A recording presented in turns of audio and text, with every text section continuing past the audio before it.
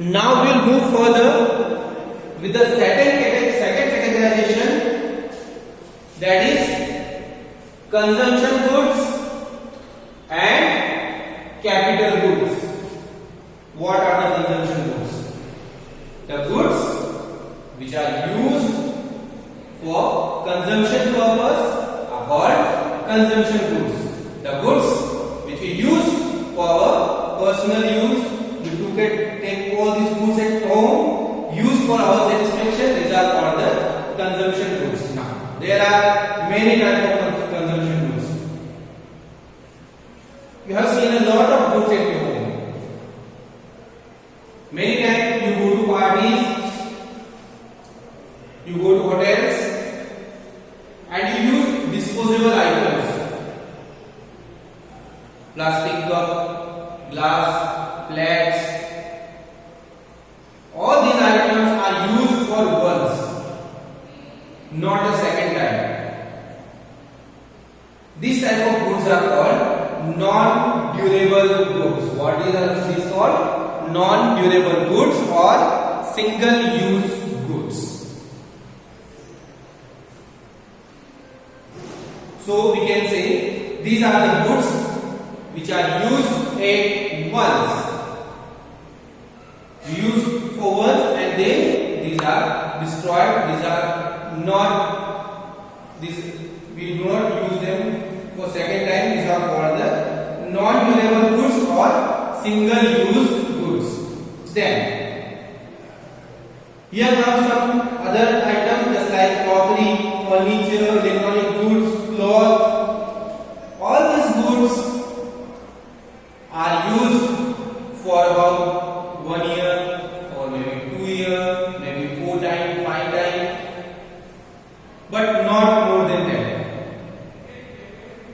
These are not the goods which are used for years and years, 5 years, 10 years, 20 years. These are not used for that much time. Plus, these are not of very high value. They have a very limited value. We should be spend a very less amount on these goods. These are called semi durable goods. These are called semi durable goods. Semi durable goods are those goods which can be used for a period of 1 year or slightly more. Maybe these are used for 2, 3, 4 years, but these are called semi-durable goods because these are not of very high value. Then there are some goods just like television at your home, fans, fridge, washing machine, home theater, car, scooter. All these goods, they are of very high value. We generally spend more than 8,000 rupees on these goods. So these high value goods, and generally these goods are used for more than 5 years. At least for 5 years, but generally these goods are used for more than 5 years. And because these are of very high value, so we call it durable goods, because they are generally we are taking the time of 5 years, but many times these goods are used for 15 years, 20 years or more than that.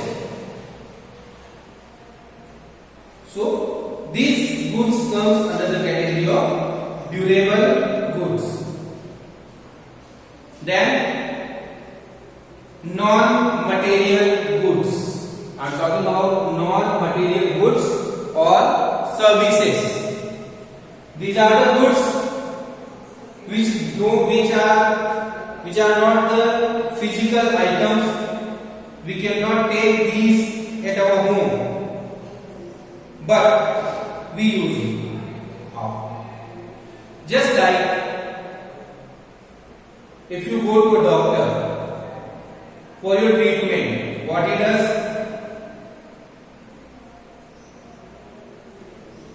He takes your reports and then give a slip to you with some medicines, and you take those medicines and you get cured. What the doctor has given you? He has given nothing. You are coming to school with your bag and going with your bag. What are you getting here? Education. Can you take education in your bag? No. You go to a laundry. What you carry when you go to the laundry? You carry some clothes. You put the clothes there. After 1 day or 2 days, you again go to laundry. The person gives you same cloth back without adding anything. He just what he do? He wash the cloth or he iron the cloth. He do not add anything in the cloth, but you pay him something. So all these things are called non-material goods or services. Just like the services of doctor, lawyer, domestic servant, services of laundry person, services of teacher, these all are called services. So there are 4 types of consumption goods. First one is non-durable goods or single-use goods, which are used for only once. Then the semi-durable goods, which are used for more than 1 year. Then we have the durable goods, which are used for 5 years or more than 5 years, and these are of very high value. And then the non-metal goods or services, these are the non-physical items. These are the services which are provided to us by someone.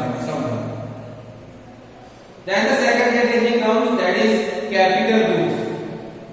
Capital goods are the assets. These are the durable goods of very high value, generally machines and buildings. 2 items come under this category, that is buildings and machinery of producer. So that is called the capital goods. Now you have a question before you. All capital goods are producer goods, but all producer goods are not capital goods. What do you understand by this? All capital goods are producer goods. What do you mean by producer goods? These are the goods which used for the purpose of production. So capital goods it means building and machinery. These are the capital goods, and these are used for production purpose. So these are also producer goods. So we can say all capital goods are producer goods. But now we concentrate on the point producer goods. What are the producer goods? There are 2 types of producer goods. Some are the fixed goods and raw material. There are some fixed goods, it means machinery, and then there is the raw material. We cannot produce anything without raw material. We cannot produce anything without raw material. But the raw material is of not very high value. It is of low value. And as it is of low value, so it comes under the category of intermediate goods. In which category it comes? It comes under